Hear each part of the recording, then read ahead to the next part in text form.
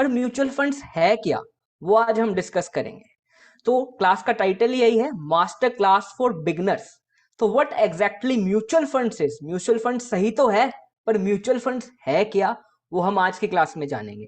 तो मैंने एक स्टार्टिंग टैगलाइन से की है, early you start better it is. जितना जल्दी शुरू करें उतना अच्छा है।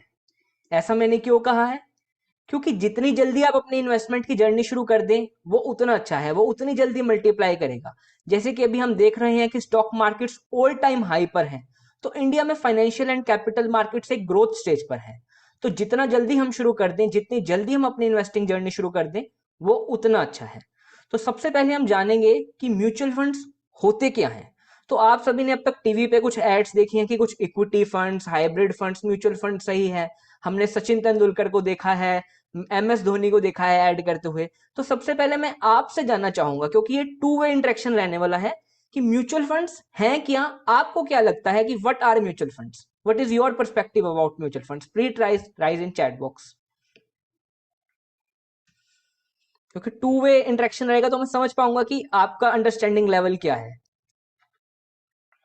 तो चैट बॉक्स इज योर्स, इसको अपनी नोटबुक की तरह इस्तेमाल कीजिए। इसमें आप बताइए कि आपको क्या लगता है, व्हाट आर म्यूचुअल फंड्स, जो सुना है, जो देखा है। क्योंकि टीवी पर ऐड तो सबने ही देखा है, तो वो ऐड देखकर ही क्या समझ आए कि क्या परसेप्शन आता है कि म्यूचुअल फंड्स क्या है।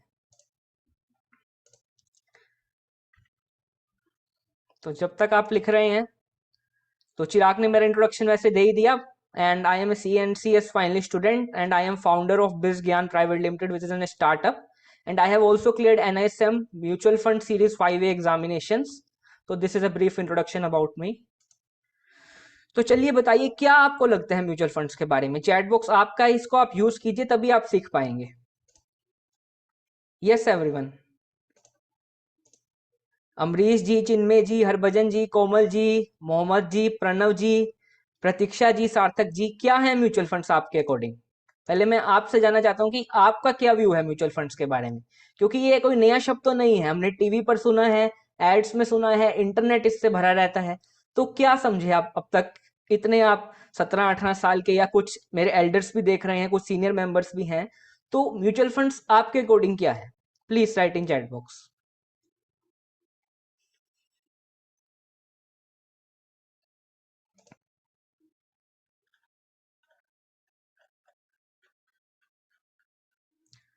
प्रणव जी कह रहे हैं like SIP one type of investment. बिल्कुल प्रणव जी, क्योंकि जब म्यूचुअल फंड्स की बात आती है तो SIP अपने आप दिमाग में आ जाती है, सिस्टमेटिक इन्वेस्टमेंट प्लान। हम आज बात करेंगे SIP की।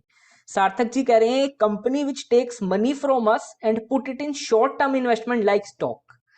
तो सार्थक जी ने पहली बात तो ठीक करी, एक company which takes money from us, ये बात भी बिल्कुल ठीक कही, and put it in short term investment like stock. पर अगली बात गलत कह दी कि short term investment like stock.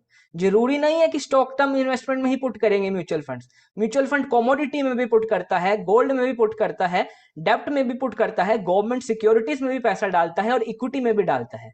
तो एक एसेट मैनेजमेंट कंपनी होती है म्यूचुअल फंड, जो हम जैसे इन्वेस्टर से पैसा इकट्ठा कर कर म्यूचुअल फंड के जरिए इक्विटी मार्केट और अलग अलग तरह के इंस्ट्रूमेंट्स में इन्वेस्ट करती है। तो one user is writing pooling of money by different investors, कि पैसा इकट्ठा करा डिफरेंट इन्वेस्टर्स से और एक जगह डाल दिया। तो आप सब काफी हद तक सही हैं, पर अब हम डिटेल में जानेंगे कि म्यूचुअल फंड वास्तव में क्या है। तो चलिए शुरू करते हैं अपनी आज की प्रेजेंटेशन को। तो कंसेप्ट ऑफ म्यूचुअल फंड्स। तो व्हाट आर म्यूचुअल फंड्स। सबसे पहले मैंने लिखा है mutual fund is a vehicle, ये एक जरिया है, एक तरीका है जिससे पैसा इकट्ठा किया जाता है। किससे पैसा इकट्ठा किया जाएगा।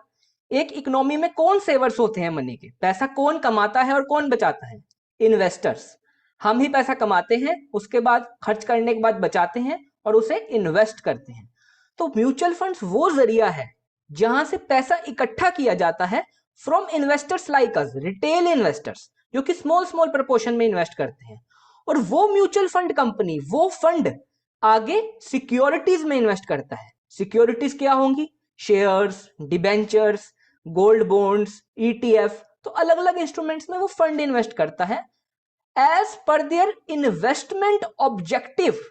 इस लाइन पर ध्यान दीजिएगा दोस्तों, as per their investment objective, क्योंकि जब भी हम इन्वेस्टमेंट कर रहे हैं हमें पर्पस पता होना चाहिए कि हम किस लिए इन्वेस्टमेंट कर रहे हैं। अगर हमारा पर्पस ही क्लियर नहीं है, गोल ही क्लियर नहीं है, तो हम अपने इन्वेस्टमेंट गोल्स को कैसे अचीव कर पाएंगे। तो mutual funds according to purpose invest करते हैं कि आपको क्या इनकम रेगुलर बेसिस पे चाहिए, या आपको ग्रोथ रेगुलर बेसिस पे चाहिए, या आपको स्टार्टअप्स में पैसा लगाना है, आप रिस्क ले सकते हैं। तो आपकी एक रिस्क प्रोफाइलिंग की जाती है, उसके अकॉर्डिंग आप फंड्स एलोकेट करते हैं, उसके अकॉर्डिंग आप फंड्स खरीदते हैं। तो म्यूचुअल फंड एक व्हीकल है, एक जरिया है जिससे पैसा इकट्ठा किया जाता है इन्वेस्टर्स से, और उनका पैसा इन्वेस्ट किया जाता है as per their investment objectives, कि आपकी क्या मंशा है आपका पैसा इन्वेस्ट करने की, और उसके बाद उस पर रिटर्न्स अर्न किए जाते हैं इन्वेस्टर्स के लिए। तो एक, अब चलिए इसके बाद मैं एग्जांपल लेता हूं। तो यहां तक उम्मीद करता हूं कि आपको बेसिक एक अंडरस्टैंडिंग आई होगी कि म्यूचुअल फंड्स का कंसेप्ट क्या है, कहां से पैसा इकट्ठा होता है और कहां लगता है। हम इन्वेस्टर से एसेट मैनेजमेंट कंपनी, मतलब जो फंड मैनेज करती है, जैसे HDFC mutual fund, SBI mutual fund, वो पैसा इकट्ठा करेगी और आगे मार्केट में अलग अलग इंस्ट्रूमेंट्स में लगाएगी जहां से रिटर्न आ सकेगा। तो ये बेसिक कंसेप्ट था म्यूचुअल फंड के पीछे। तो हम एक एग्जांपल लेते हैं आगे। तो इन्हें तो आप सब जानते ही हैं, और अगर आपने इन्हें नहीं देखा और कोई बड़ा देख रहा है तो आपने अपने बच्चों के साथ जरूर देखा होगा, छोटा भीम जी। तो सबको पता है छोटा भीम जी को लड्डू बहुत पसंद है। तो चलिए इस एग्जाम्पल से देखेंगे कि म्यूचुअल फंड्स क्या होते हैं। तो ये छोटा भीम जी की टीम है, सब जानते हैं, छोटा भीम, जग्गू, चुटकी, राजू एंड कालिया। तो ये फरेरो रोशर का एक बॉक्स है, आज के मॉडर्न लड्डू हैं ये, जो ये पांचों दोस्त मिलकर खरीदना चाहते हैं। पर अब भीम भाई साहब के पास ये डब्बे की कॉस्ट है 1000 रुपए, सबको पता है ये 1000-1200 के आसपास आता है बॉक्स। तो अब भीम भाई साहब जाते हैं, खरीद नहीं पाते। जग्गू जी जाते हैं, वो भी नहीं खरीद पाते। चुटकी जी जाती हैं, वो भी नहीं खरीद पाती। राजू जी जाते हैं, वो भी नहीं खरीद पाते। कालिया जी जाते हैं, वो भी नहीं खरीद पाते। तो सब सोचते हैं भाई 1000 रुपए का डब्बा है पर खाने भी हैं ये चॉकलेट वाले लड्डू, कैसे खाएं। तो पांचों दोस्त बैठते हैं मिलकर, तो सोचते हैं कि हाँ भाई भीम तेरे पास कितने पैसे हैं। भीम कहता है मेरे पास 400 रुपए हैं। चुटकी कहती है मेरे पास 200 है। जग्गू कहता है मेरे पास 100 है। राजू कहता है मेरे पास भी 200 है। और कालिया कहता है मेरे पास 100 है। तो सब कहते हैं हम अकेले नहीं खरीद सकते, we can not buy it individually, but अगर साथ मिल जाए, एक फंड में पैसा एक्यूमुलेट कर ले, तो definitely we can buy this, हम जरूर इसे खरीद सकते हैं। तो यही कंसेप्ट म्यूचुअल फंड्स का है दोस्तों। मेरे पास अकेला इतना पोटेंशियल नहीं है कि मैं अपना बहुत बड़ा पोर्टफोलियो बना सकूं। अगर मुझे रिलायंस का एक शेयर भी खरीदना है तो मुझे 2800 रुपए चाहिए, तो मैं 5000 में 2 शेयर भी पूरे नहीं खरीद सकता। There comes the concept of mutual funds, the accumulated fund where we can accumulate our wealth in a single basket and grow it. तो दोस्तों ये 5 दोस्त मिलकर जरूर आप खरीद सकते हैं इसे। तो देखते हैं दोस्तों, suppose this box of chocolate cost around 1000, जैसे मैंने आपको बताया 1000 रुपए का ये बॉक्स है। 5 दोस्त हैं, अकेले कोई भी नहीं खरीद पा रहा, क्योंकि अकेले एक के पास भी 1000 रुपए नहीं है। भीम के पास 400 रुपए हैं, चुटकी के पास 200 रुपए हैं, जग्गू के पास 100, 200 राजू पे और 100 कालिया पे।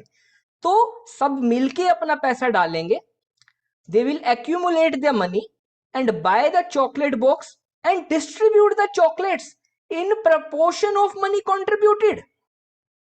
इसके अंदर वो देखेंगे कितनी चॉकलेट्स हैं और कितना किसका हिस्सा है। अगर 1000 रुपए में से 400 रुपए भीम दे रहा है तो भीम के पास सबसे ज्यादा मेजोरिटी है। अगर आप देखें तो भीम ने 400 रुपए डाले तो हाईएस्ट शेयर भीम का है। चुटकी का 200, राजू का 100, राजू का 200, कालिया का 100, जग्गू का 100। तो ये सब मिल के जब खरीदेंगे तो इनका जो शेयरिंग होगा वो किसके बेसिस पे होगा, जो रिटर्न इनके लड्डू आए हैं वो किन बेसिस पे बटेंगे, according to the proportion of money contributed. जितना पैसा जिसने डाला है उसके अकॉर्डिंग उसे वो लड्डू मिलेंगे। तो same is the concept with the mutual funds, जो जितना डालेगा उतना हिस्सा रखेगा और उतना ही उस पर प्रॉफिट उसको प्रपोर्शनेट में बटेगा। तो here is the basic concept behind mutual funds. यहां तक किसी का कोई डाउट है तो आप मुझसे एक बार जरूर पूछिए कि क्या म्यूचुअल फंड्स का आपको फील आया कि व्हाट आर म्यूचुअल फंड्स। तो यहां पर आप एक बार मुझे बता दीजिए कि आपको अब तक की चीज समझ आई कि म्यूचुअल फंड के पीछे फिलॉसफी क्या है।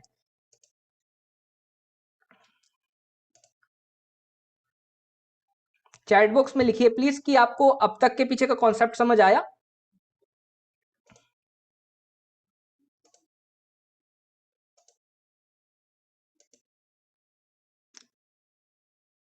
जी मोहम्मद जी को समझ आया है, और किसी को समझ नहीं आया है क्या?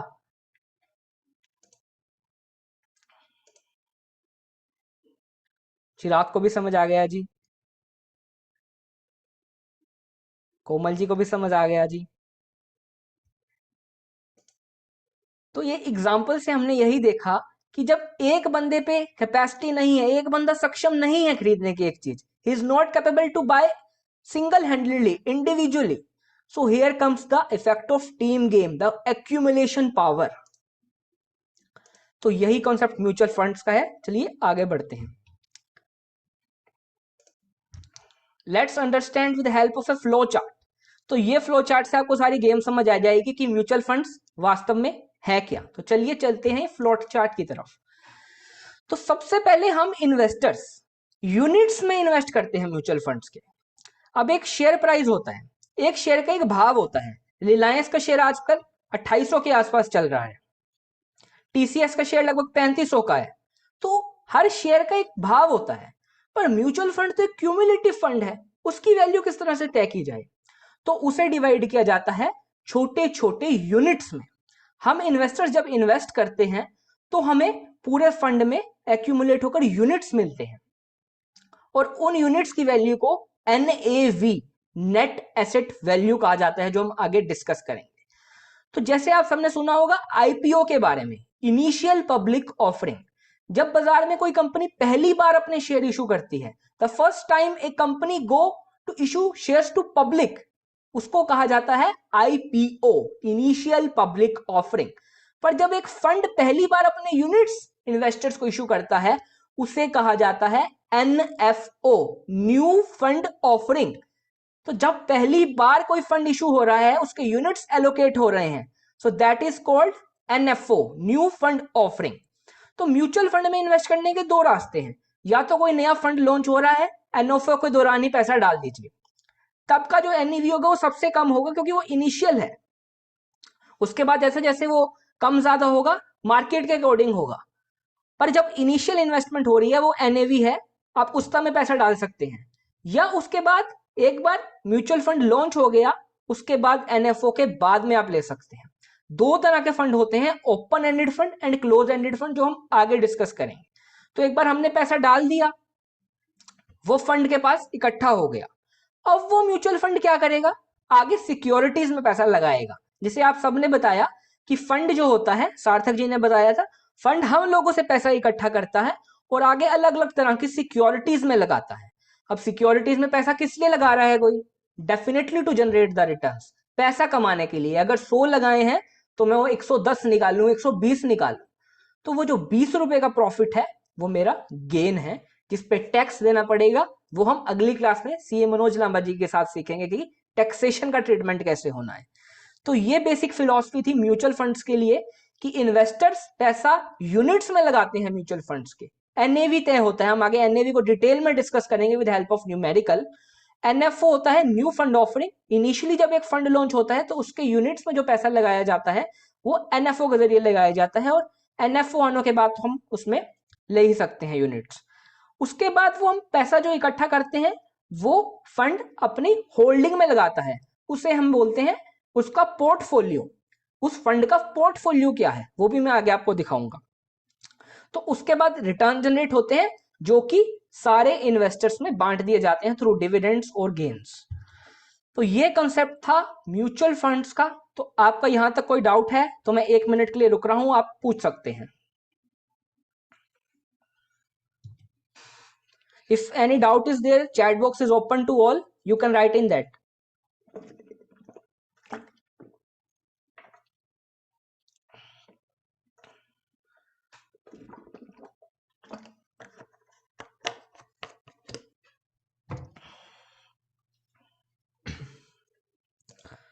अगर सबको समझ आ रहा है तो सब यस यस लिख दीजिए, कि मुझे भी लगे कि सबको यार समझ आ रहा है, मैं ऐसे ही नहीं बोले जा रहा। जी चिराग जी, फंड चार्ज करता है और उसे हम एक्सपेंस रेशियो बोलते हैं, जो हम आगे डिस्कस करेंगे, क्योंकि कोई भी फ्री में काम नहीं करता। तो प्रोफेशनल फी फंड मैनेजर्स चार्ज करते हैं, जो आपका एक्सपेंस रेशियो रिफ्लेक्ट करता है, जो हम अगली स्लाइड में डिस्कस करेंगे। तो very good question Chirag. Sir how can we know which NFO is good और नॉट? तो सर प्रणव जी, उसकी स्टडी करनी पड़ती है कि कौन सा फंड है, आपकी रिक्वायरमेंट क्या है। अब इक्विटी फंड है, डेफिनेटली रिस्की होगा। डेप्ट फंड है, एक स्टेबल इनकम वो देगा। बैलेंस्ड फंड है, वो दोनों जगह इक्वल प्रोपोर्शन में लगाएगा। तो इट्स नॉट गुड और bad according to fund, it's according to your risk profile, कि आपकी रिस्क प्रोफाइल क्या है, आप किस ऑब्जेक्टिव के लिए इन्वेस्ट करना चाहते हैं, उसके अकॉर्डिंग, आपकी जरूरत के अकॉर्डिंग आपके लिए वो फंड सही है कि नहीं, वो देखा जाएगा। क्योंकि एक फंड को सिंपल मायनों में कहना कि वो अच्छा है या नहीं, दैट्स नॉट पॉसिबल।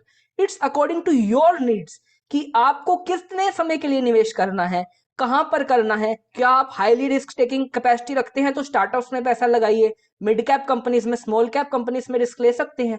अगर आपको स्टेबल फंड चाहिए तो ब्लू चिप कंपनीज में लगता है।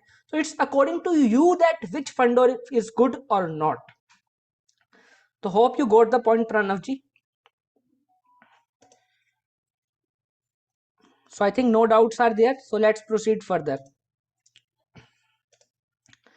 तो पहले म्यूचुअल फंड्स जानने से कुछ टर्म्स डिस्कस कर लेते हैं, जो कि म्यूचुअल फंड्स पढ़ते हुए हमें पता होने ही चाहिए। तो लेट्स डिस्कस दिस टर्म्स।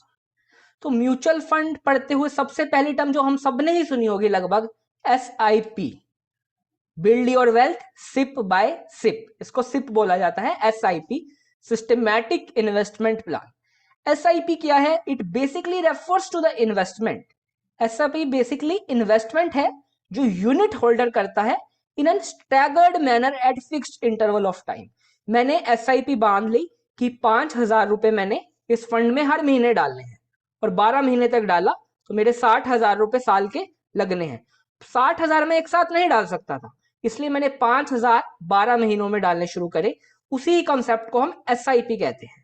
तो SIP आप वीकली भी रख सकते हैं, मंथली भी रख सकते हैं, क्वार्टरली भी रख सकते हैं, स्टॉक्स में भी SIP रख सकते हैं। तो SIP is an wider term. SIP किसी भी पैटर्न में आप कर सकते हैं। बेसिकली अपनी इन्वेस्टमेंट पैटर्न्स को एक स्टैगर्ड मैनर में डिवाइड करने को हम SIP कहते हैं, that is systematic investment plan. कि मेरे पास साल में इतना फंड इकट्ठा होता है, इतनी मेरी सैलरी है, इतना मैं बिजनेस से प्रॉफिट कमा लेता हूं, तो मैं कितना पैसा किस महीने में किस प्रपोर्शन में कहां लगा रहा हूं, that is simply called SIP। अगला है asset under management. It is the market value of total assets management by AMC।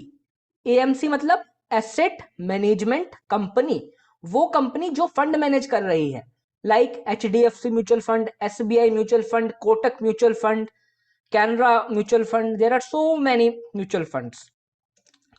तो asset under management, it is the total market value of the total asset manage by AMC। तो एक fund जो manage कर रही है company 100 crore का कर रही है, तो उसके अंदर जो एसेट मैनेज है वो 100 करोड़ की हो गई। एक 10,000 करोड़ का फंड मैनेज कर रही है, तो उसके फंड के अंदर जो AUM हो वो 10,000 करोड़ का हुआ। अभी मैं आपको दिखाता भी हूं कि एक कंपनी की, एक फंड की पूरी डिटेल्स आ जाती हैं कि वो कितना फंड मैनेज कर रही है। अगला है एक्सपेंस रेशियो, जो चिराग जी ने भी पूछा था, क्या उसके लिए कोई वो पैसा नहीं लेते? Definitely they charge some of fee by professional managers and that percentage they charge is called the expense ratio. तो हम जब भी इन्वेस्ट करते हैं, जैसे प्रणव जी ने भी पूछा, NFO सिलेक्ट करते हुए क्या देखे? एक्सपेंस रेशियो देखा जाता है कि किस फंड का एक्सपेंस रेशियो ज्यादा है, किसका कम है, मुझे NAV के परसेंटेज में कितने रुपए देने पड़ रहे हैं। It refers to the fees charge by mutual fund scheme to manage investors money. इस दुनिया में भाई कोई काम फ्री में नहीं होता, हर चीज का पैसा लगता है। तो जो इंसान तुम्हारा ही पैसा संभाल रहा है वो तो उस पर पैसा लेगा ही लेगा। तो उसी पैसे चार्ज को एक्सपेंस रेशियो कहा जाता है फंड की लैंग्वेज में। It is calculated as an percentage of schemes average NAV। NAV मतलब नेट एसेट वैल्यू। तो अगर 10 रुपए मेरा NAV है, उस पर 0.43% एक्सपेंस रेशियो है, मतलब 10 रुपए मैनेज करने के लिए 43 पैसा चार्ज किया जा रहा है।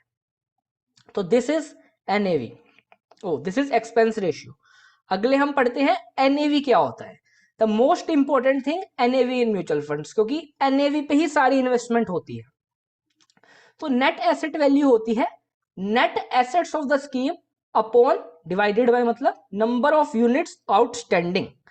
अब नेट एसेट्स क्या है, जो तो कॉमर्स बैकग्राउंड से हैं वो इजिली समझ लेंगे, पर जो साइंस बैकग्राउंड से हैं जिन्होंने कॉमर्स की स्टडी नहीं की पहले, उनको हल्की सी यहाँ तकलीफ आ सकती है।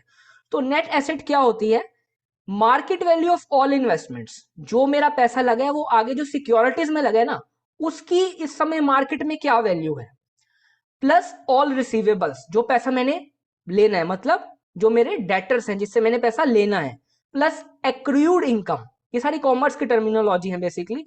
एक्रूड इनकम मतलब जो इनकम मेरी आनी है अभी, I have earned it but not yet received it, मेरा हक तो उस पर बन गया पर अभी मेरे कैश ने रियलाइज नहीं हुई, पर उसे मैं एसेट में गिनूंगा। प्लस अदर एसेट्स, कोई और अगर मेरी एसेट है, माइनस पेबल्स, जो फंड ने पैसे देने हैं, या एक्सक्लूड एक्सपेंसेस या अदर लाइबिलिटीज। तो ये होती है नेट एसेट्स। इसको डिवाइड किया जाता है नंबर ऑफ यूनिट्स आउटस्टैंडिंग से। आगे एनएवी में पूरा एक डिटेल्ड एग्जांपल लेंगे, तब मैं यहां पर वापस आऊंगा और आपको एनएवी दोबारा समझाऊंगा। अगली टर्म है ऑफर डॉक्यूमेंट। ऑफर डॉक्यूमेंट वो डॉक्यूमेंट होती है, सिमिलरली अगर हमने सुना हो प्रोस्पेक्टस के बारे में, जब एक शेयर बाजार में कंपनी आईपीओ लाती है तो प्रोस्पेक्टस इशू करती है। यहां पर प्रोस्पेक्टस नहीं बोला जाता, यहां पर बोला जाता है offer document. It is issued by AMC containing details of the scheme of NFO. जो एक नया फंड आ रहा है उसकी सारी जो डिटेल्स हैं वो उसकी ऑफर डॉक्यूमेंट में होती है। तो ये 5 टर्म्स थी जो मैंने आपके साथ डिस्कस करी। एनएवी में दोबारा आपके पास एक बार आऊंगा, एग्जाम्पल लेने के बाद आपको डिटेल में समझ आएगा उसके बाद। तो ये 5 टर्म्स में किसी का कोई क्वेश्चन है तो वो मुझसे पूछ सकता है।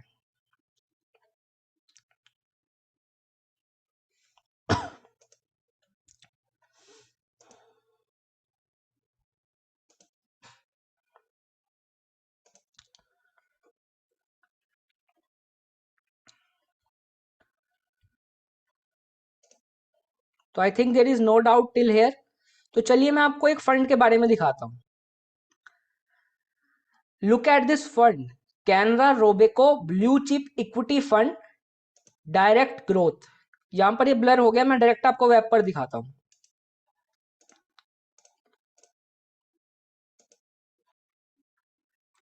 ये हम गए ग्रो पर,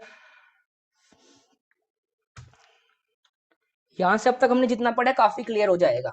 साथ साथ उसे प्रैक्टिकली भी हम सीखेंगे। जो हम थ्योरेटिकली चीज पढ़ रहे हैं उसे एक बार प्रैक्टिकली जब विजुअलाइज कर लेंगे तो समझ आ जाएगा we are on the right track. तो ये ग्रो का प्लेटफॉर्म है जहां पर आप शेयर मार्केट में और म्यूचुअल फंड्स में, यूएस स्टॉक्स में इन्वेस्ट कर सकते हैं।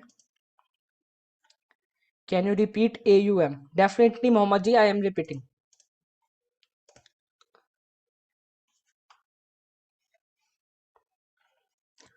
तो सर AUM क्या होता है, जो टोटल एसेट्स एक कंपनी, एक फंड मैनेज कर रहा है। मतलब एक फंड के नीचे जो सिक्योरिटीज हैं वो उसने 10,000 करोड़ की मैनेज की हुई हैं, तो वो उसके अंदर एसेट्स हैं जो वो मैनेज कर रहा है। मतलब बेसिकली उसकी जो एसेट्स हैं उसकी वैल्यू क्या है मार्केट में, वो उसकी एसेट्स अंडर मैनेजमेंट है। अभी मैं आपको एग्जाम्पल दिखाता हूँ, ये इससे आपको क्लियर हो जाएगा और अच्छे से।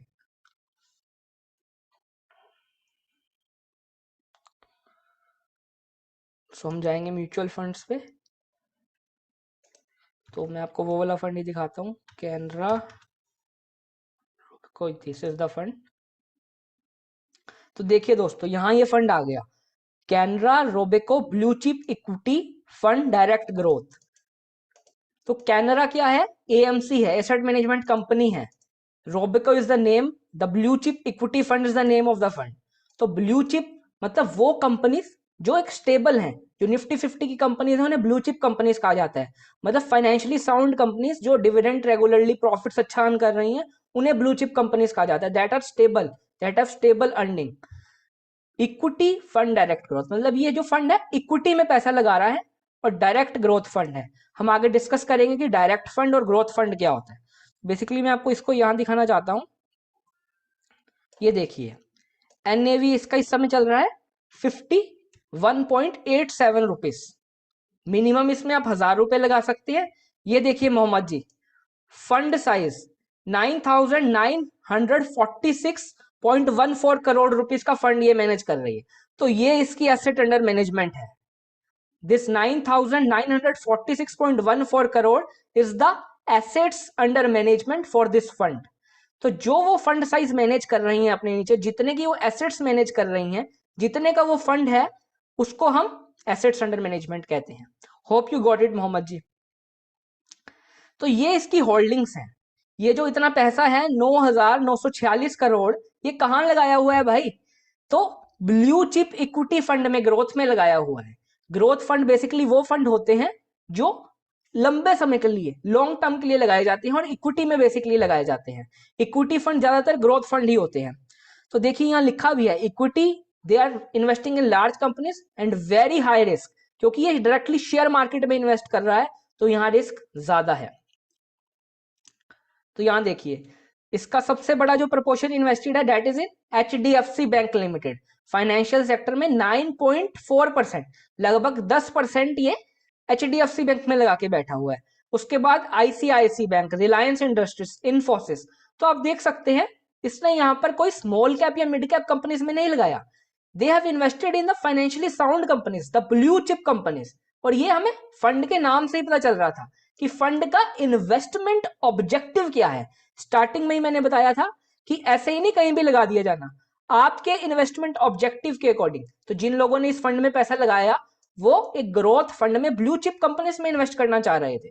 तो इस कंपनी ने देखिए उन्हीं कंपनीज में इन्वेस्ट किया हुआ, HDFC bank, ICICI bank, Reliance, Infosys, Larsen and टर्बो, India largest infrastructure companies Larsen and टर्बो, ITC limited, Axis bank, Bharti Airtel, TCS, Bajaj finance. तो आप देख सकते हैं सारी नामी नामी कंपनियां हैं। State bank of India, Hindustan Unilever limited, UltraTech cement, Maruti Suzuki, Kotak Mahindra bank, Tata Motors, HCL। तो ये सारी बेसिकली निफ्टी 50 की और ब्लू चिप कंपनीज जो हैं, फाइनेंशियली साउंड कंपनीज, उसके अंदर इन्वेस्ट किया हुआ है इस फंड ने। तो यहां से हम देख भी सकते हैं, ये देखिए,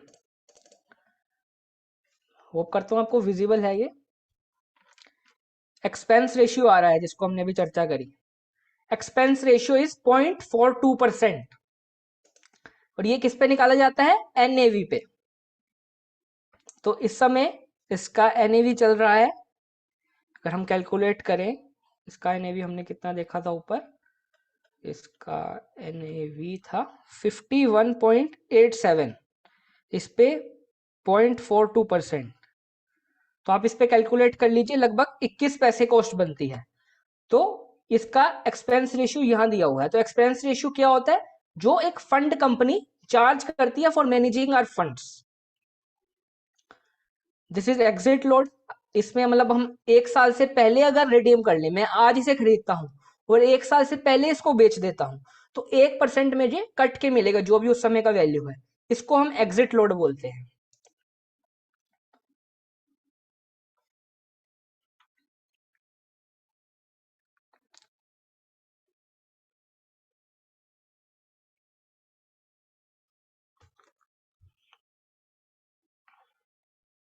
तो यहां तक अगर किसी का कोई डाउट है तो वो पूछ सकता है। तो अभी तक जितना हमने पढ़ा था वो एक बार प्रैक्टिकली भी देख लिया कि क्या वाकई में वो चीज है भी है कि नहीं। तो coming back to the presentation,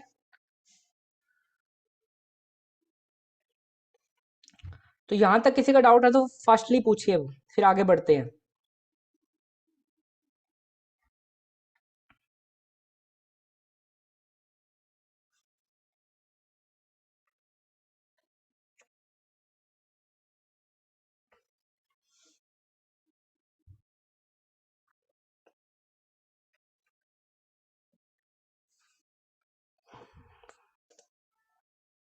यहां तक सब क्लियर है? एक बार लिख दीजिए प्लीज चैट बॉक्स में, ताकि हम आगे प्रोसीड कर सके।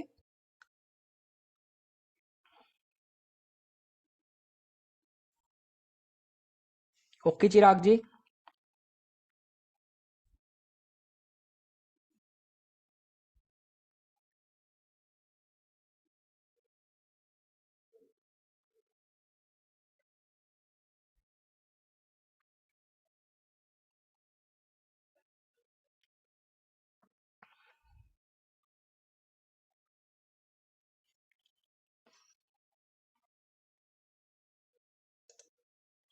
जी कोमल जी, यहाँ पर अगर 10 रुपये एनईवी है और इसका हमने एक्सपेंस रेशियो देखा था 0.42 है, तो 10 × 0.42%, 0.042 रुपीज, मतलब 10 रुपए पे आप 0.042 पैसा दे रहे हैं उन्हें मैनेज करने के लिए।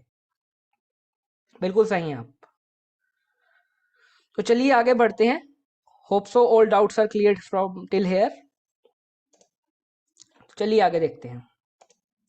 सवाल आता है कि सबसे पहले जो डिस्कशन हुई थी कि म्यूचुअल फंड इन्वेस्ट करता कहाँ है, पैसा ले भी लिया, रिटर्न भी बनाएगा, पर इन्वेस्ट करेगा कहाँ। म्यूचुअल फंड इन्वेस्ट करता है कैपिटल मार्केट्स में, स्टॉक्स में। रिलायंस के शेयर में हमने देखा इन्वेस्ट करता है। हमने देखा ETF, एक्सचेंज ट्रेडेड फंड, ये एक तरह का म्यूचुअल इन्वेस्टमेंट्स ही होते हैं, म्यूचुअल फंड इन्वेस्टमेंट्स ही होते हैं जो कि स्टॉक मार्केट पर ट्रेड किए जाते हैं, तो उन्हें हम ETF बोलते हैं। Mutual funds which are traded on exchange are called ETFs। मतलब म्यूचुअल फंड्स की एक्सचेंज पर जब ट्रेडिंग होती है तब उन्हें हम ETF बोला जाता है। तो एक फंड ETFs में भी इन्वेस्ट कर सकता है कैपिटल मार्केट में। अगला है मनी मार्केट। अगर आपने हर्षद मेहता स्कैम 1992 देखा हो तो वहां भी स्कैम कहां हुआ था, मनी मार्केट में। यहां ट्रेजरी बिल, कमर्शियल पेपर में वो इन्वेस्ट करेंगे म्यूचुअल फंड्स। कमोडिटीज में इन्वेस्ट करेगा, गोल्ड में इन्वेस्ट करेगा, सिल्वर में इन्वेस्ट करेगा, इवन आपके और मेटल्स में इन्वेस्ट कर सकता है एक mutual fund. Fixed income instruments में इन्वेस्ट कर सकता है, बॉन्ड्स में, डिबेंचर्स में, कॉर्पोरेट बॉन्ड्स में, डेप्ट इंस्ट्रूमेंट्स में, जहां पर एक फिक्स्ड ब्याज की इनकम आई। अगर मैंने 1 लाख रुपए लगाया है, 8% का मुझे इस पे ब्याज सालाना आता रहे, तो ऐसे वाले इंस्ट्रूमेंट्स में भी इन्वेस्ट करता है। तो जैसे सार्थक जी ने स्टार्टिंग में बताया था कि mutual fund short term equity में इन्वेस्ट करता है, तो सिर्फ शॉर्ट टर्म इक्विटी या लॉन्ग टर्म इक्विटी में इन्वेस्ट नहीं करता, म्यूचुअल फंड सारी जगह इन्वेस्ट कर सकता है। वो उसके इन्वेस्टमेंट ऑब्जेक्टिव पे है कि कहां से कैसे रिटर्न बनाना है और ऑब्जेक्टिव क्या था मेरे इन्वेस्टमेंट का, तो वो उस पर डिटरमिन करेगा। तो दिस इज अ स्लाइड, आप एक बार देख सकते हैं कि म्यूचुअल फंड कैपिटल मार्केट्स में स्टॉक ETF पे भी इन्वेस्ट करता है, मनी मार्केट में ट्रेजरी बिल, कमर्शियल पेपर में भी इन्वेस्ट करता है, कॉमोडिटी में भी इन्वेस्ट करता है और फिक्स्ड इनकम इंस्ट्रूमेंट में भी इन्वेस्ट करता है। तो अब आता है important part, various scheme of mutual fund as per their investment objective. Investment objective के अकॉर्डिंग क्या क्या स्कीम्स हैं। Number 1, growth oriented fund. मैंने जो पीछे आपको फंड दिखाया था वो भी था, ये जो कैनरा रोबो को फंड दिखाया था, that was growth oriented fund. अब देख सकते हैं, तो ग्रोथ ओरिएंटेड फंड क्या होता है, these mutual funds invest money collected from investment in equity shares. ध्यान दीजिएगा दोस्तों, equity shares of various companies which provide dividend and capital appreciation. जो डिविडेंड देते हैं और कैपिटल एप्रिसिएशन देते हैं, मतलब यहां वाली जो इन्वेस्टमेंट है वो लॉन्ग टर्म के लिए की जाएगी, थोड़ा रिस्क प्रोस्पेक्ट लेके की जाएगी, क्योंकि ये इन्वेस्टमेंट इक्विटी में हो रही है। हमने वहां भी देखा था कि हमारी जो इन्वेस्टमेंट हो रही थी वो इक्विटी इंस्ट्रूमेंट्स में हो रही थी। 95% वहां पोर्टफोलियो का इक्विटी मार्केट में लगा हुआ था। ये देखिए 96.7% इक्विटी में इन्वेस्टेड है, देखिए इस फंड में। तो ग्रोथ फंड जो है वो इक्विटी इंस्ट्रूमेंट्स में इन्वेस्ट करता है with the prospect of longer growth, कि जो पैसा लगाया है कैपिटल एप्रिसिएशन भी हो और डिविडेंड्स भी आए। तो growth fund is basically that mutual fund which invest in equity shares. तो ये था ग्रोथ फंड। उसके बाद आता है इनकम ओरिएंटेड फंड।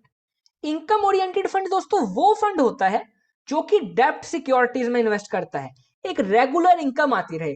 जैसे हमारे बुजुर्गों का, बड़े बुजुर्गों का भी कहना है, यार कुछ ऐसा इंस्ट्रूमेंट हो हमें तो सालाना इतने ब्याज आता रहे, बाकी हमने पैसा लगा रखा है। जैसे FD टाइप होता है ना, उस तरह का ये फंड होता है। ये इन्वेस्ट करता है डेट सिक्योरिटीज में, उन सिक्योरिटीज में जो एक रेगुलर इंटरेस्ट देती हैं। बॉन्ड्स में इन्वेस्ट करेगा, गवर्नमेंट सिक्योरिटीज में इन्वेस्ट करेगा, क्योंकि इसका प्रोस्पेक्ट यह है कि fixed income generation primary motive है इसका, कि मैं एक फिक्स्ड इनकम जनरेशन देता रहूं। अगला है दोस्तों बैलेंस्ड फंड। बैलेंस्ड फंड जो होता है वो दोनों का मिली भगत है। ये कुछ पैसा इक्विटी में डालेगा, कुछ डेट में डालेगा। आपने देखा भी होगा आजकल बहुत ज्यादा ऐड आती है ICICI की, ICICI म्यूचुअल फंड की। वो कहता है, भैया कहते हैं गोल्ड में डाल दो, पापा कहते हैं इसमें एफडी में डाल दो, मम्मी कहती है इधर डाल दो, भाई कहता है इक्विटी में लगाओ, तो वो कंफ्यूज है। तो उसका दोस्त कहता है आ गया है ना बैलेंस्ड फंड। तो बैलेंस्ड फंड सबकी जरूरतों को पूरा करता है, कुछ पैसा गोल्ड में भी लगाएगा, कुछ डेट में भी लगाएगा, कुछ इक्विटी में भी लगाएगा। तो ये तो भाई सबके लिए एवरग्रीन प्रोडक्ट है, जो जहां इन्वेस्ट करना चाहता है उसके अकॉर्डिंग ये नीड देखेगा और पार्टली सारे हिस्सों में बांट कर लगाएगा। तो this is the balanced fund. ये कुछ इनकम भी देता है, कैपिटल एप्रिसिएशन भी गारंटी करता है। तो ये बेसिकली 3 तरह के फंड है। फंड्स बहुत ज्यादा तरह के होते हैं। कुछ न्यू एज फंड्स होते हैं जो स्टार्टअप्स में इन्वेस्ट करते हैं आजकल, वो बहुत ज्यादा हाई रिस्क के लिए होते हैं, जो पैसे में बहुत ज्यादा हाई रिस्क लगाने को तैयार है। कुछ स्मॉल कैप फंड्स होते हैं। तो फंड्स बहुत अलग अलग तरह के होते हैं। तो बेसिकली ये 3 फंड्स ही होते हैं, growth fund, income oriented fund और बैलेंस्ड फंड। तो अब आप जब भी पढ़ रहे हैं म्यूचुअल फंड के बारे में तो आपको समझ आएगी कि हाँ ये बैलेंस्ड फंड है। ये बैलेंस्ड फंड का दूसरा नाम हाइब्रिड फंड है। बिल्कुल कोमल जी, सही कहा आपने। बैलेंस्ड फंड को ही हम हाइब्रिड फंड भी बोलते हैं। वो एड में आपने में देखा होगा, उसमें हाइब्रिड फंड लिखा आता है। तो balanced fund is also called hybrid fund, income oriented fund and growth oriented fund. ये 3 टाइप्स हैं। तो अगर किसी का इन 3 टाइप्स में डाउट है, according to the investment objective I am telling, कि इन्वेस्टमेंट ऑब्जेक्टिव के अकॉर्डिंग 3 फंड कौन से हैं जो प्राइमरली बात की जाती है।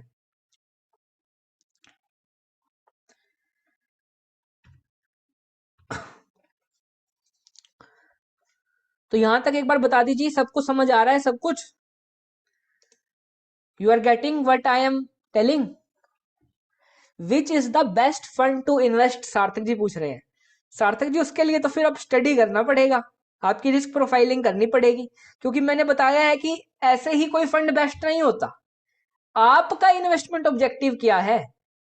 आपने फॉरेन जाकर पढ़ाई करनी है, या बच्चों की शादी करनी है, बेटी की शादी के लिए पैसा इकट्ठा करना है, बच्चों की हायर एजुकेशन के लिए करना है, बेटे की इंजीनियरिंग के लिए करना है, बेटे को फॉरेन भेजने के लिए करना है, what is your investment objective? उसके बाद मैं बता सकूंगा कि आपके लिए बेस्ट फंड क्या है। यूनिवर्सली कोई बेस्ट फंड नहीं होता। आपके इन्वेस्टमेंट ऑब्जेक्टिव, आपकी रिस्क प्रोफाइलिंग देखकर ही बेस्ट फंड जाना जा सकता है। तो hope you got it Sarthak ji.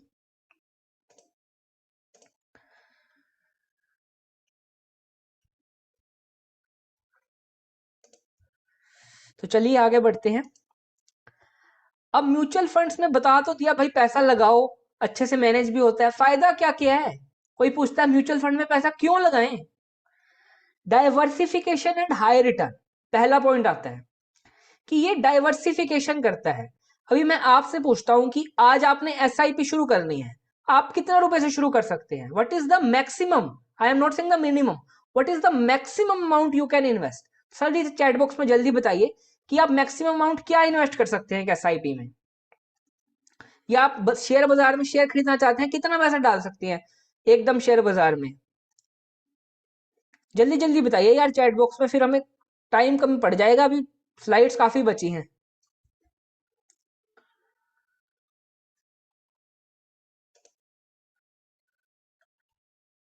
100 rupees Mohammad जी कह रहे हैं।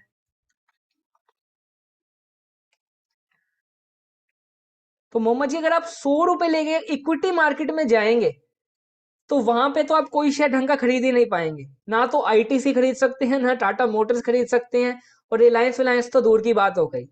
पर म्यूचुअल फंड्स में 100 रुपए में टीसीएस भी आएगा, रिलायंस भी आएगा, इन्फोसिस भी आएगा, लार्सन एंड टर्बो भी आएगा। This is the power of mutual fund. मैं अकेला अपने बलबूते पे नहीं खरीद सकता था, पर जब मेरा पैसा एक एक्यूमुलेटेड फंड में जाएगा, तो वो पैसा रिलायंस में भी लगेगा, टीसीएस में भी लगेगा, इन्फोसिस में भी लगेगा, आईसीआईसी बैंक में भी लगेगा। पर मेरा अकेला 100 रुपया किसी काम का नहीं था। पर जब वो यूनाइटेड फंड बना, डाइवर्सिफिकेशन हुआ मेरे पोर्टफोलियो का, तब मुझे पता चला कि म्यूचुअल फंड का पहला फायदा ही डाइवर्सिफिकेशन एंड हाई रिटर्न है। क्योंकि mutual fund invest in various company securities.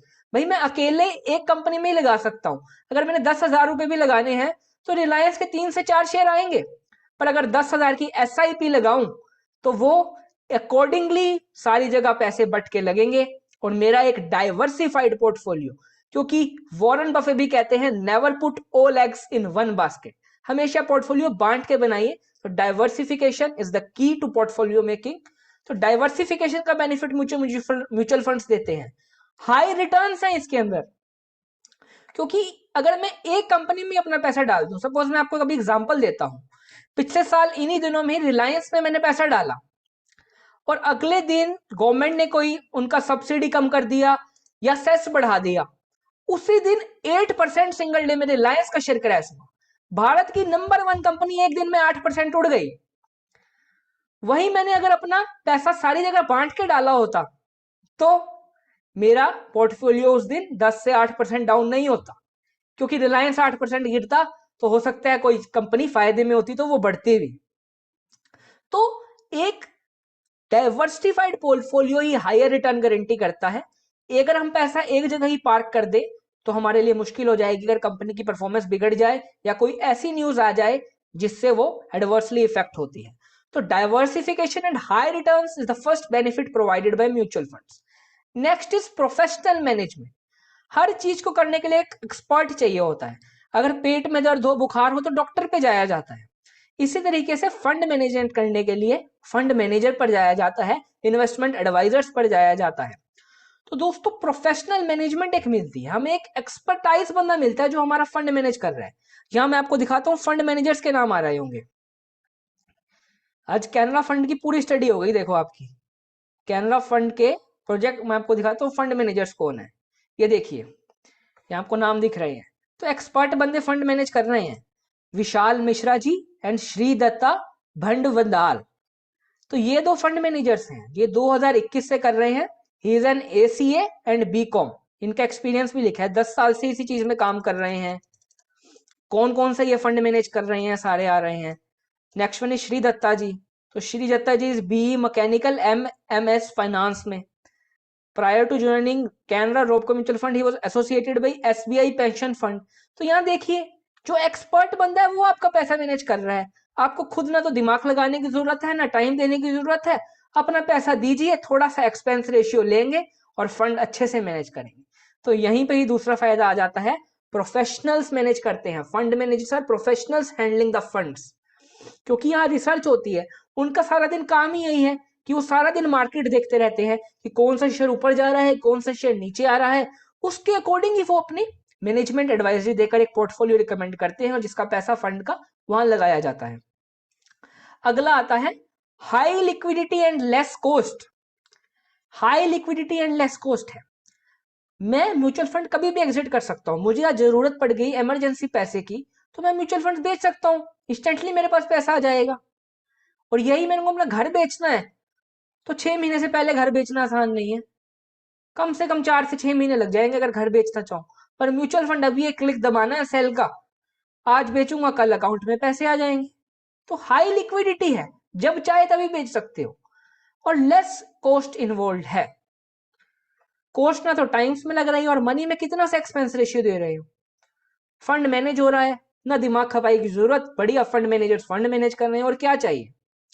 Convenient administration रहता है, investor have to do less paper work and also no follow up with broker required.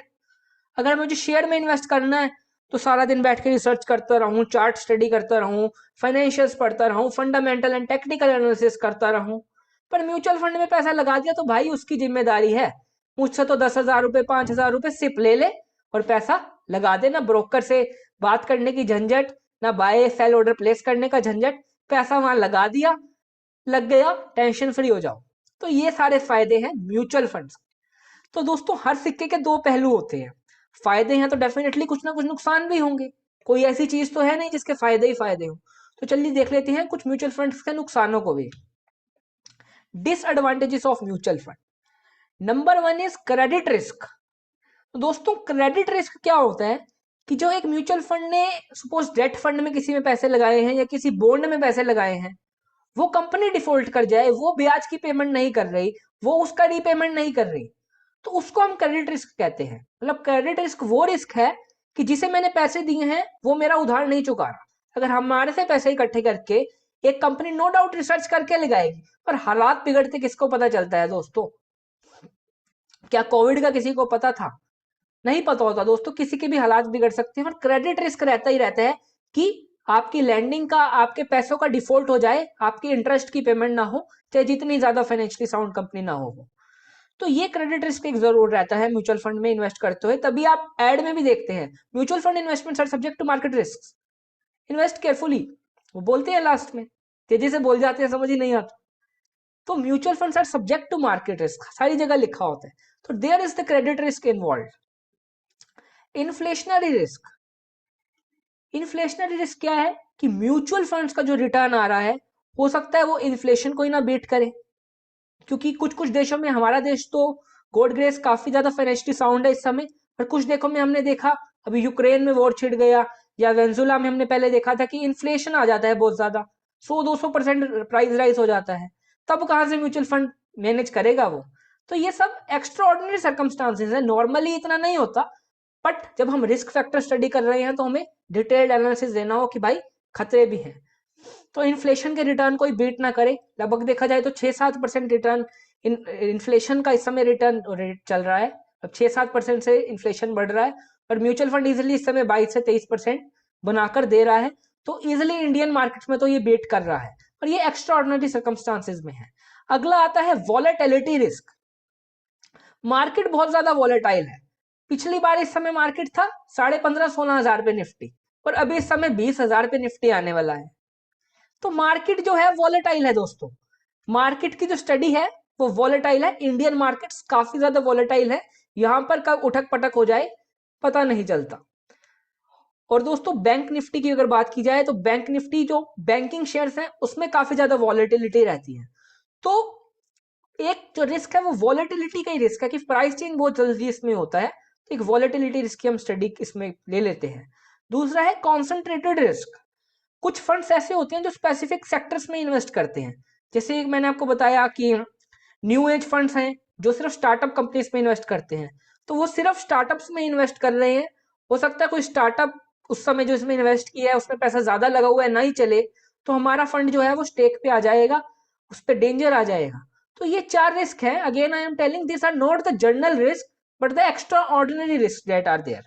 Mutual fund वैसे तो definitely advantage देख लिए, समझ लिया कि एनएवी कैसे बढ़ता है, कैसे वर्क करता है, डेफिनेटली म्यूचुअल फंड सही है, बट रिस्क तो तब भी है ही है, क्योंकि कोई भी चीज बिना रिस्क के नहीं आती, क्योंकि रिटर्न जो है वो रिस्क पे ही तो आता है।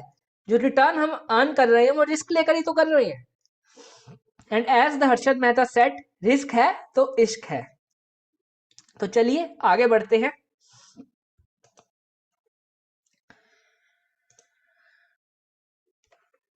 Types of mutual fund as per plan.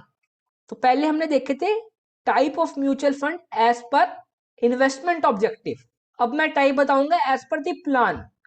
तो दोस्तों दो तरह के हमारे पास प्लान होते हैं, one is regular plan, another one is direct plan. तो जो रेगुलर प्लान है उसमें क्या होता है, in it mutual fund are sold by distributors.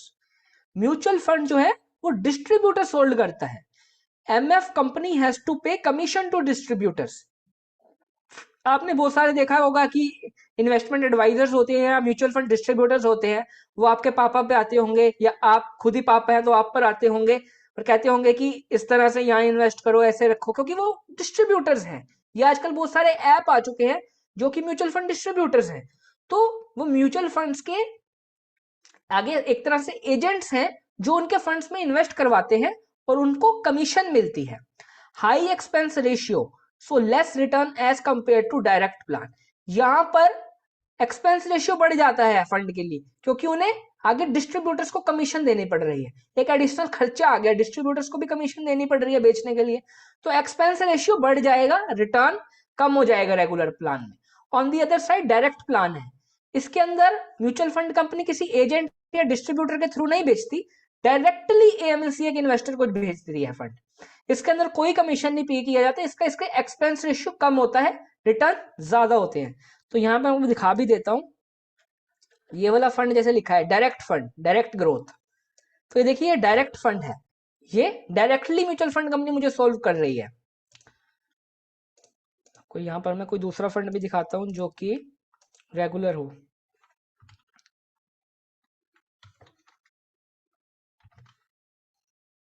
ये देखिए,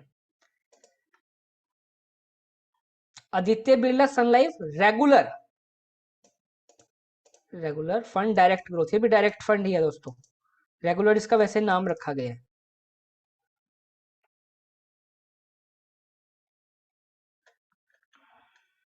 तो देखिए हाइब्रिड फंड है ये, जैसे हमने बताया ना बैलेंस्ड फंड, ये हाइब्रिड फंड है। खोल ही लिया तो एक मिनट दिखा देते हैं।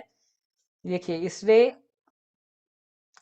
गवर्नमेंट ऑफ इंडिया की सिक्योरिटीज में भी इन्वेस्ट किया है, इसने कुछ सिडबी में भी इन्वेस्ट किया है। सिडबी अगर आपको पता हो तो small industrial development bank of India, Manappuram finance, government of India, state bank. तो इसने एक बैलेंस्ड फंड की तरह इन्वेस्ट किया हुआ है। देखिए डेट 67%, इक्विटी 23%, कैश 7%। तो ये जो है बैलेंस्ड फंड है। तो अभी हमारी चर्चा चल रही थी डायरेक्ट फंड पे एंड रेगुलर प्लान पे। दो तरह के प्लान होते हैं दोस्तों, regular plan and direct plan. Direct plan में हम डायरेक्टली जाकर कंपनी से खरीदते हैं, क्योंकि जो नए इन्वेस्टर्स हैं वो डायरेक्ट प्लान में खुद थोड़ा स्टडी कर कर जाते हैं और देखते हैं कि किस तरह से मैं खरीद सकता हूँ नॉर्मल फंड। इसमें कमीशन नहीं जाता, एक्सपेंस रेशियो कम होता है, इसलिए रिटर्न ज्यादा आता है। वही रेगुलर प्लान जो होता है वो हमारे ब्रोकर्स के थ्रू मिलता है, डिस्ट्रीब्यूटर्स के थ्रू मिलता है, जिसके अंदर उन्हें कमीशन जाता है, इसलिए रिटर्न कम हो जाता है, एक्सपेंस रेशियो बढ़ जाता है। तो ये दो तरह के प्लान होते हैं। जब आप कोई भी फंड में इन्वेस्ट कर रहे हो तो एक बार जरूर देखिएगा कि वो रेगुलर प्लान है या डायरेक्ट प्लान है। डायरेक्ट प्लान बेसिकली हम जाकर एएमसी की साइड से खुद भी खरीद सकते हैं, क्योंकि उसमें ब्रोकर इन्वॉल्व नहीं होगा, हम डायरेक्टली जाके उनके फंड में इन्वेस्ट कर रहे हैं। पर जो हमारे रेगुलर प्लान है उसके अंदर कुछ एप्स, कुछ डिस्ट्रीब्यूटर्स हमें रिकमेंड करेंगे, जिससे उसकी कॉस्टिंग ज्यादा होती है और रिटर्न कम होता है, क्योंकि जो भी एक्सपेंस रेशियो है वो एनएवी में ही रिफ्लेक्ट होना है। और डायरेक्ट प्लान में हमारी कमीशन नहीं है, इसलिए रिटर्न ज्यादा है, एक्सपेंस रेशियो कम है। तो ये बेसिक दोनों का कंसेप्ट था। तो जब आप कभी म्यूचुअल फंड में इन्वेस्ट करें तो देखिए वो रेगुलर प्लान है, उसमें कमीशन जा रहा है। डायरेक्ट प्लान में कोई कमीशन नहीं जा रहा, उसमें रिटर्न ज्यादा होगा डायरेक्ट प्लान में। तो ये जरूर स्टडी कीजिएगा, कुछ फर्क पड़ता है। अगर आप इनिशियल इन्वेस्टर हैं तो जरूर स्टडी कीजिएगा इसे बिफोर इन्वेस्टिंग। तो अब आता है type of mutual funds, open ended और क्लोज एंडेड। अब ये क्या है भाई? तो यहां तक किसी का कोई डाउट है तो एक बार मुझसे पूछ लीजिए।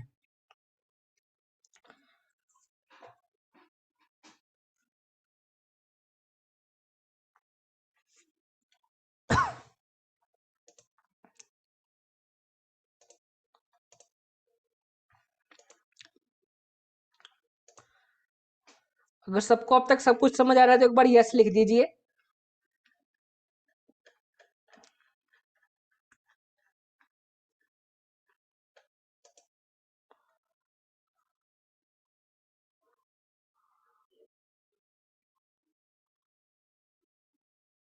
अब तक चिराग का यस आया और किसी को समझ नहीं आया कुछ भी?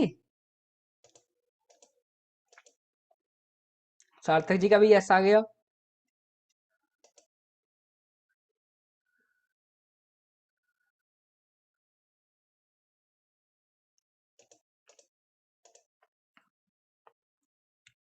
मोहम्मद जी का भी यस आ गया। तो चलिए आगे चलते हैं, ओपन एंडेड और close ended fund. Open ended and close ended fund शुरू करने से पहले एक 2 मिनट का ब्रेक लेंगे और थोड़ा गले को विश्राम देते हैं। आप भी 2 मिनट का ब्रेक लीजिए, पानी वगैरह पी लीजिए। उसके बाद open ended and close ended fund पे डिस्कशन करते हैं। काफी इंपॉर्टेंट और इंटरेस्टिंग है ये, क्योंकि लोगों को पता ही नहीं होता ओपन एंडेड फंड और क्लोज एंडेड फंड क्या है, बस डायरेक्टली इन्वेस्ट करते हैं। तो इसकी स्टडी भी जरूरी है कि ओपन एंडेड फंड कौन सा है, क्लोज एंडेड फंड कौन सा है। तो 2 मिनट का ब्रेक है।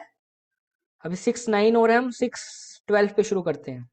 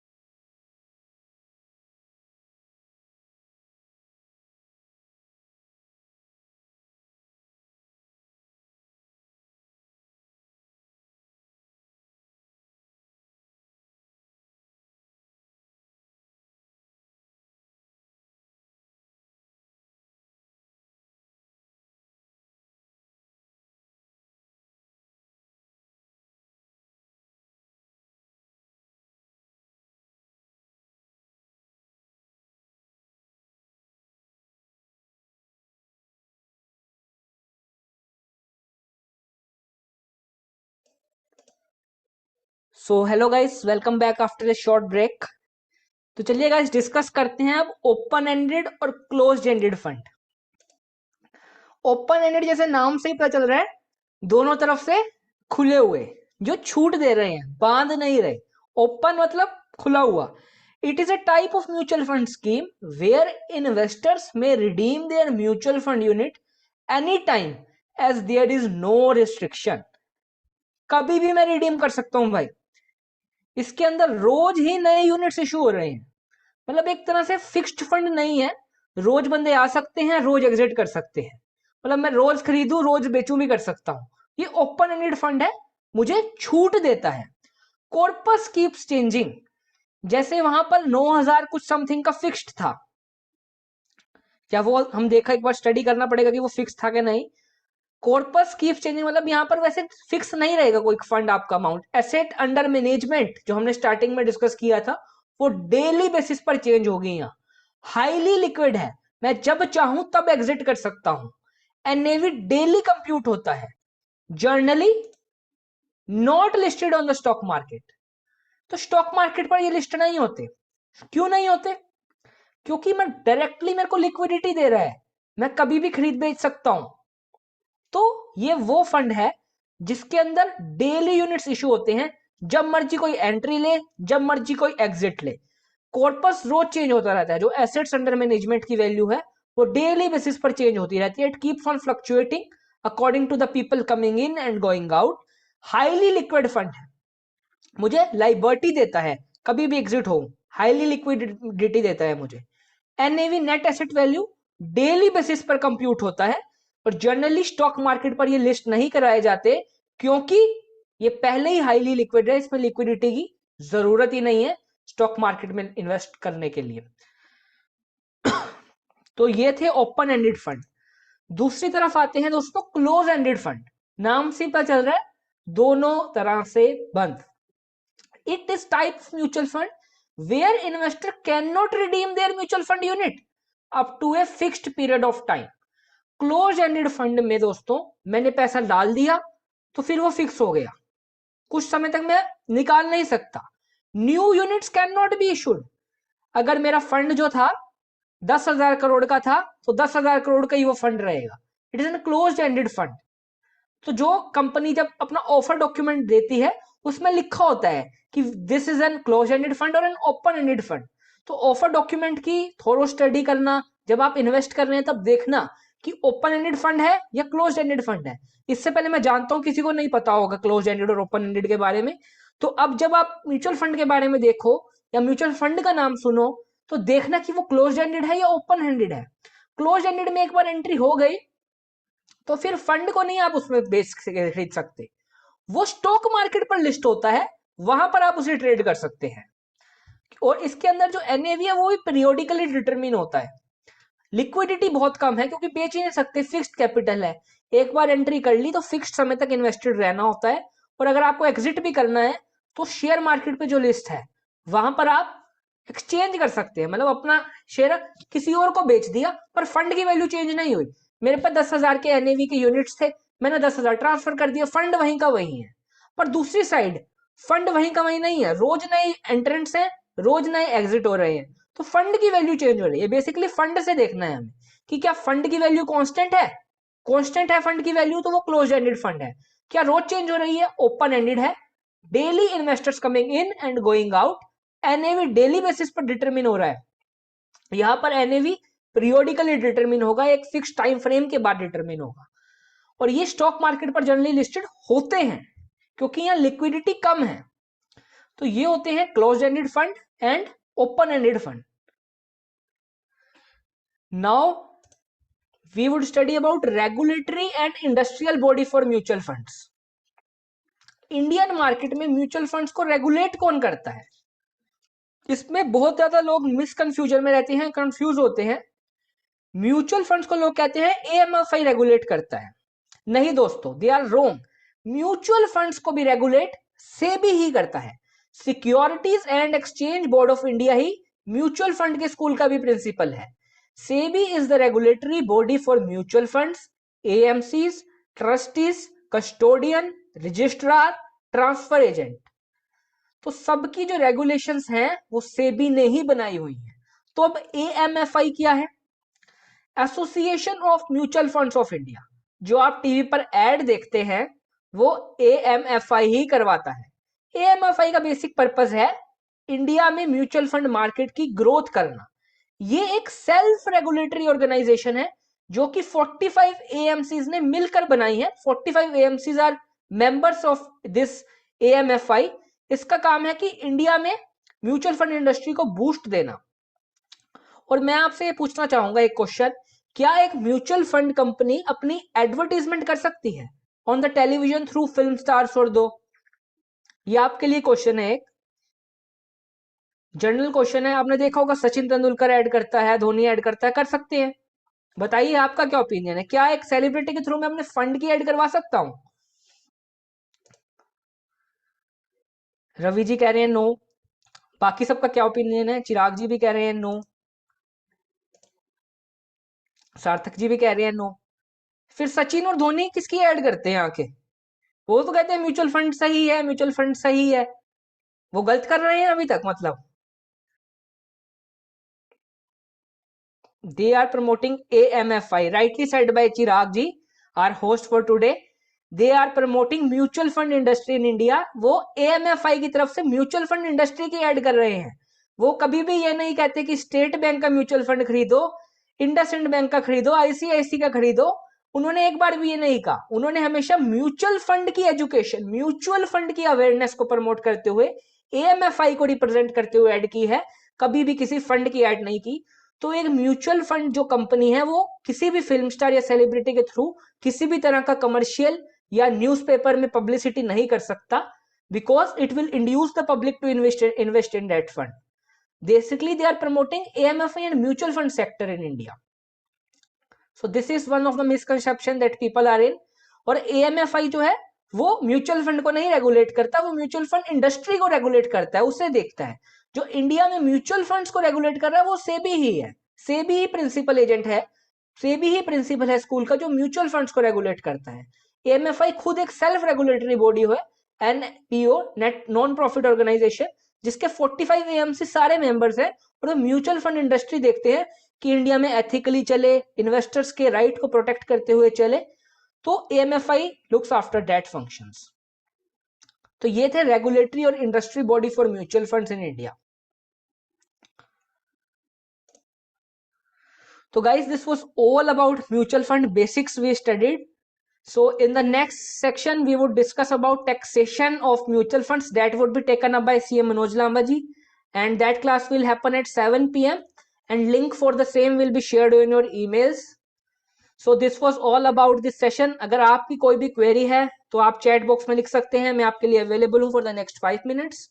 तो हम 6:30 पे क्लास वाइंड अप करेंगे, तब तक आप अपनी क्वेरीज को चैट बॉक्स पर लिख सकते हैं और मुझसे डाउट्स जो आपके आज के सेशन के रिलेटेड है या म्यूचुअल फंड के रिगार्डिंग जो आपके डाउट्स हैं, you can ask me, I am available for you.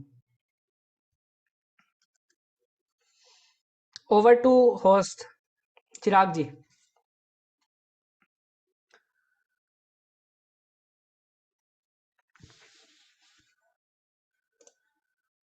Kindly share the presentation slides. Yes sir, Ravi ji, it will be shared on the BizGyan portal.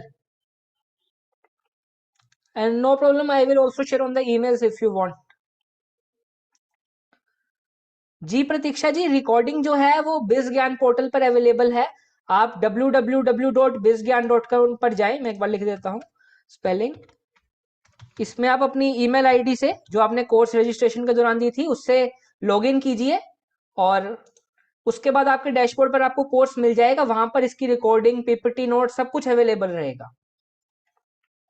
आप अपनी login ID से वहां login कीजिए और आपका पासवर्ड ये 123456 होगा, या आप गूगल से भी लॉगिन कर सकते हैं। अगर उसमें आपको कोई भी तकलीफ आता है तो आप मेरे साथ ईमेल पर रीच आउट कर सकते हैं bizgyan@gmail.com। तो सब कुछ recording and PPT material is on the bizgyan portal.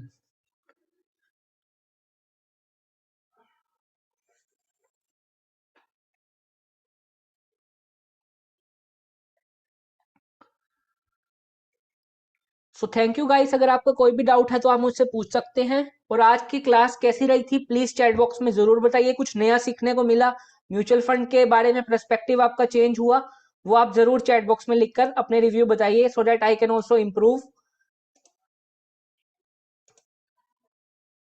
सो कोई अगर आपका सजेशन है कि what we can add on in the next sessions, in the upcoming sessions, you can also share that. And आज की क्लास कैसी थी वो भी आप जरूर चैट बॉक्स में लिखकर मुझे बताइए, और अगर कोई डाउट है तो you can also write that.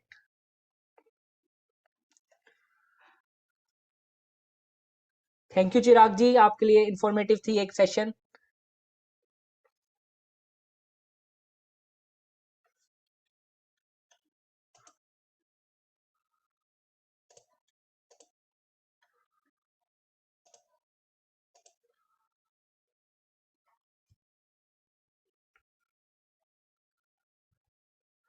तो बाकी सबको भी सेशन कैसे रखा प्लीज बताइए। अशोक जी, अमरीश जी, रवि जी, Mohammad ji, Sarthak ji, Pratiksha ji, Ravi ji, how was today session, please write in chat box and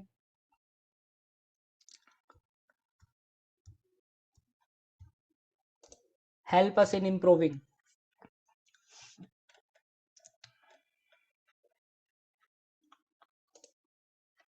Yes, Ravi ji, we will keep on it on the regular basis. And next we are planning on the equity and capital markets.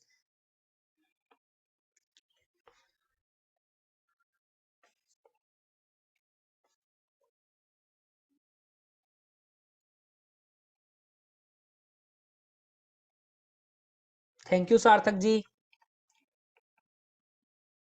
Thank you, Mohammed ji.